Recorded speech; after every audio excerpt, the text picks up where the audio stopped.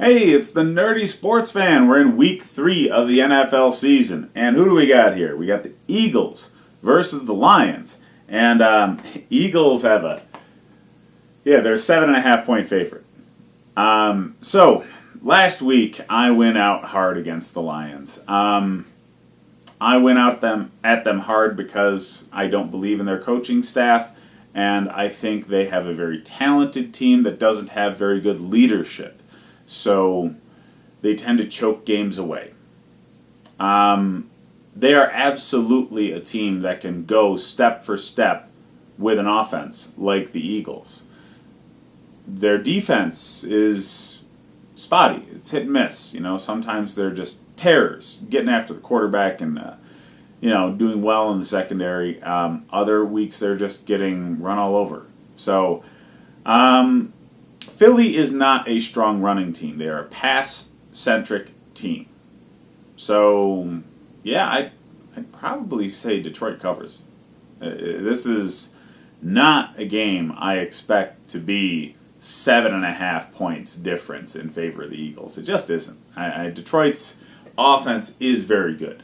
Galladay and Kerryon Johnson and Matt Stafford, that's a big three that any offense would really do well with.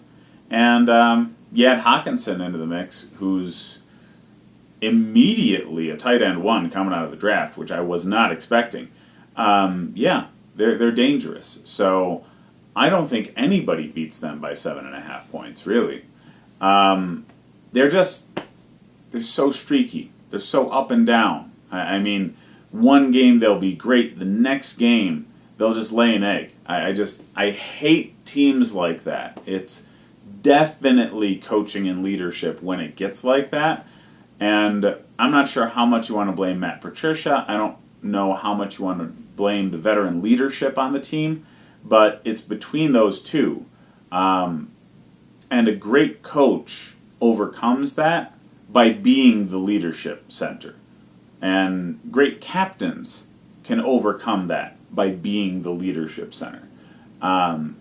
So I just think that both are a little lacking. All right, but Philly is almost the opposite. They've got a really strong team that pulls together and pulls things out when they're not supposed to. They were getting lumped up on by Washington, and they won. All right, they pulled it out at the end. So I think Philly's the kind of team that'll find ways to win. I think Detroit's very good offensively, and very talented. But I just think they're the team that finds a way to lose. I do. And last week they won against the Chargers. They did. They're not playing at home this week. That's a difference. When you play on the road, hostile environment like Philly, you really need your leadership to step up. And that's where I think the team is lacking. So that's why I think they lose. But I do think they cover, because there's no way that Philly is so much more talented than Detroit that they beat them by more than a touchdown.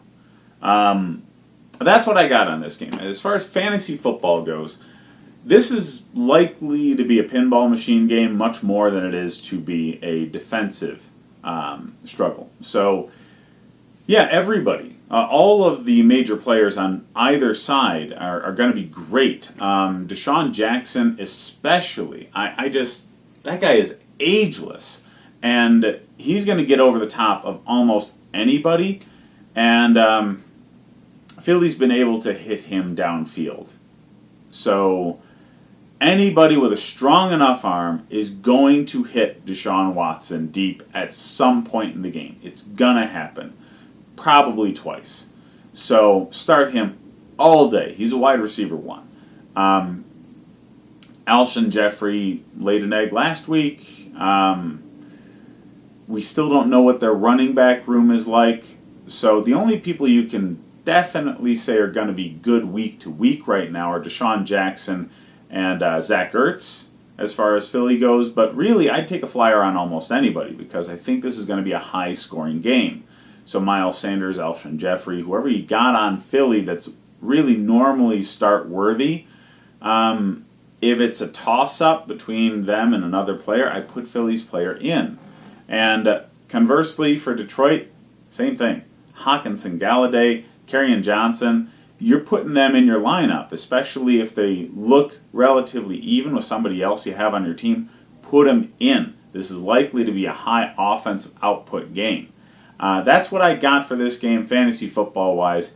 Like and subscribe if you enjoy the content, and hit me up on the rest of the videos so you can check out what else to do with your fantasy teams.